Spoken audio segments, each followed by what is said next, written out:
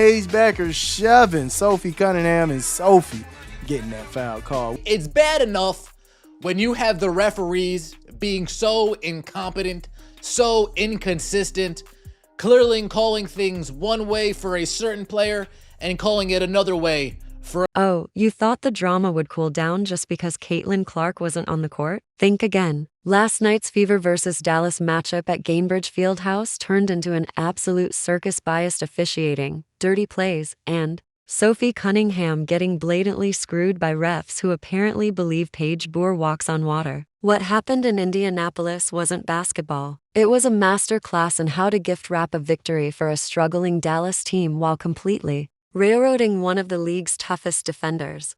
Look at that whistle go to work. That whistle going to work. You gotta be kidding me, man. Sophie literally has her hands up. Paige Bueckers pushing her. And you called the foul on Sophie. What did she do? Did she not accept the push right?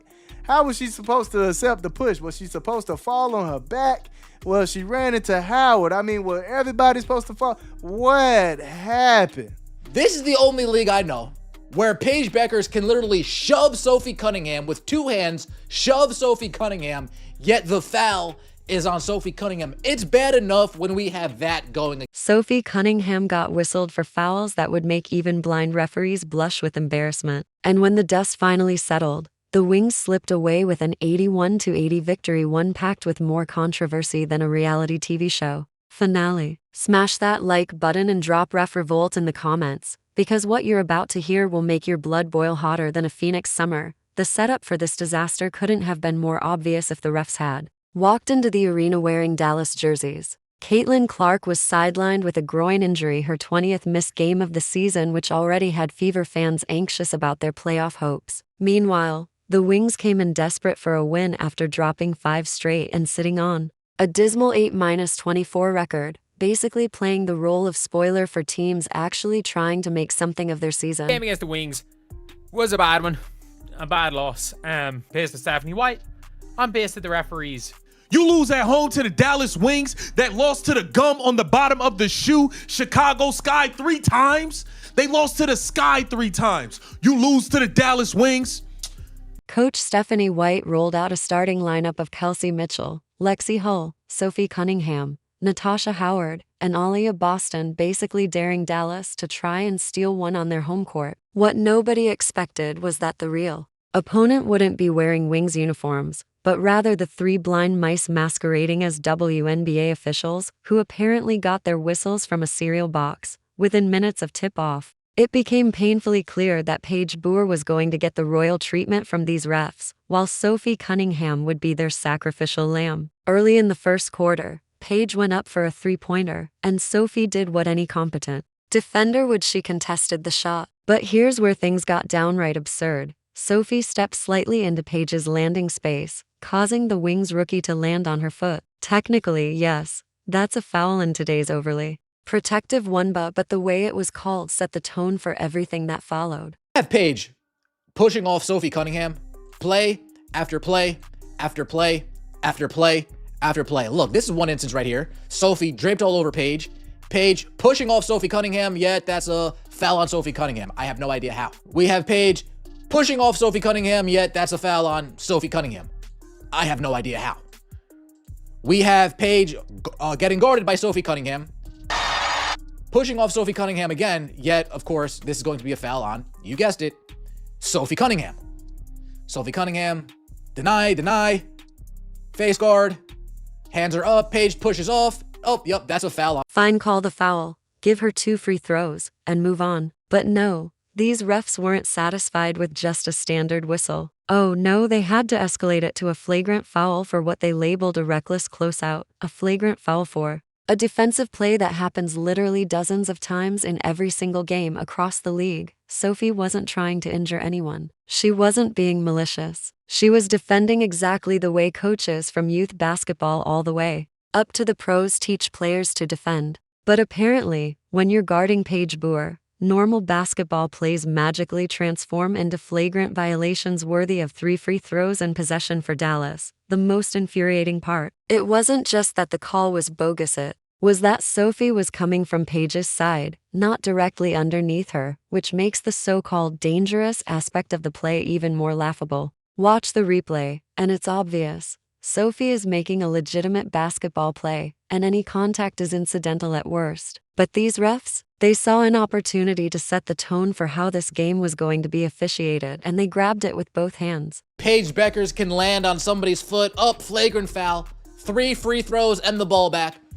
Kelsey Mitchell can land on somebody's foot, just a common foul. Here, go take your free throws, and Dallas Wings will take the ball the other way.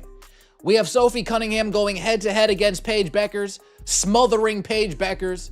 Paige Bueckers pushing off every time down the court because she's not fast enough, not quick enough to create space, fighting around screens, fighting through screens, going baseline to baseline. So what does she need to do? She needs to push off on Sophie Cunningham to get herself open. Now, I know what you guys might be thinking. All right, Paige is pushing off Sophie, so there must be calling fouls on Paige Bueckers. Incorrect. 3 free throws for Paige, possession back to Dallas, and a clear message to every Fever player: touch their golden child, and you'll be punished instantly. The Gainbridge Fieldhouse crowd was absolutely livid, and rightfully so, because they were watching their team get jobbed in real time by officials who seemed more interested in escorting Paige Bueckers to a victory than in calling a fair basketball game. But wait, it gets worse. The officiating disaster was just warming up, and Sophie Cunningham was about to be the victim of the most egregious non-call you'll see all season. Late in the second quarter, with about a minute left, Sophie was guarding Paige tightly when the Wings rookie decided to take matters into her own hands. Instead of using skill or actual basketball moves to create separation, Paige straight up shoved Sophie backwards, sending her stumbling with her arms in the air like she'd just been hit by a truck. Sophie immediately gestured to the refs, pointing at Paige and shouting that she'd been pushed. The whistle blew.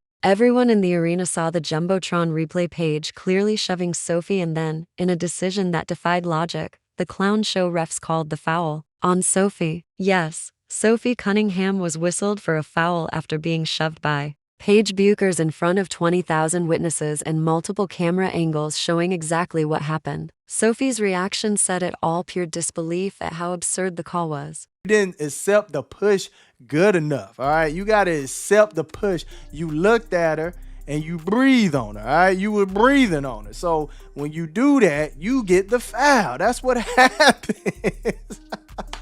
Paige Bueckers' whistle is so superior, it makes it look like Asia Wilson doesn't even have one. Paige Bueckers' Wilson is so severe that it makes Brianna Stewart look like she doesn't get enough foul calls. It would be nice if we get some whistles like that in our favor. It would be nice if every time Kelsey Mitchell gets knocked on her butt, taken to the rack, she gets a foul call. It would be nice if AB going to the rack, she would get a foul call. It would be nice if Sophie Cunningham got mauled all game on the offensive end. No foul calls. After glancing up at the Jumbotron replay and seeing undeniable evidence she'd been fouled, Sophie was caught on camera muttering, "God damn it," with the kind of frustration every basketball fan in America could relate to. She turned to the Fever bench, gesturing for them to challenge the call, practically begging her coaches to use their challenge on what should have been the easiest overturn in WNBA history. But incredibly, inexplicably, and absolutely infuriatingly, the Fever coaching staff didn't challenge it. Instead, Sophie was left saddled with yet another phantom foul that benefited Paige and punished Indiana for the crime of playing actual defense. This wasn't basketball. This was professional wrestling, with the refs acting like crooked promoters, making sure their chosen star got every possible advantage. And the pattern never stopped. All game long, Paige Bueckers enjoyed the kind of whistle that would make even peak LeBron superstar treatment look modest. Some weird ass calls in this game. Why does Paige Bueckers have the SGA pass? You can't even breathe on this girl. First of all, that three she took should never have been a flagrant one for Sophie Cunningham. She got 3 shots and they got the ball possession. I thought that was a joke. Because at the end of the day, she gets the whistle because she's with the Rainbow Club. Every time a Fever player so much as breathed on Paige, the refs blew the whistle. Meanwhile, she was free to initiate contact, throw elbows, and play physical without a single consequence. It was the classic Paige privilege. Wings fans, celebrate, and everyone else has been complaining about since she entered the league. The rookie was getting calls veteran all-stars dream of, while Sophie Cunningham was treated like a random scrub unworthy of a fair 50-50th ruling. This wasn't bias hiding in the shadows, it was as subtle as a brick through a window. On the bench, Caitlin Clark watched with visible frustration, knowing exactly what was happening to her teammate. Clark has spent her career getting mauled without calls, while Paige gets treated like she's made of glass and deserves protection no one else receives. The inconsistency is exactly what makes fans lose faith in the league's integrity. Despite playing 9 deep and battling phantom calls all night, Indiana nearly pulled off a miracle. Trailing by 17 in the second half, they mounted a furious fourth-quarter comeback, closing on a 19-3 run that had Gainbridge Fieldhouse rocking. Kelsey Mitchell, running point in Clark's absence, scored 24 and hit big shots late. Sophie still managed 14 despite spending most of the night fighting bogus whistles and ignored fouls that would have broken lesser players mentally. The final minute was chaos, both teams trading baskets before the refs suddenly swallowed their whistles after spending the entire night favoring Dallas. With 33 seconds left, Mitchell hit a tough shot to cut it to 1. Paige missed from the free throw line with 14 seconds to go, and Indiana had one last shot after a timeout with 1.7 remaining. But Mitchell's corner 3 hit the side of the backboard, sealing an 81-80 Dallas escape that felt more like highway robbery than a fair result. Paige's numbers looked solid on paper, but the real story was how she got them with the kind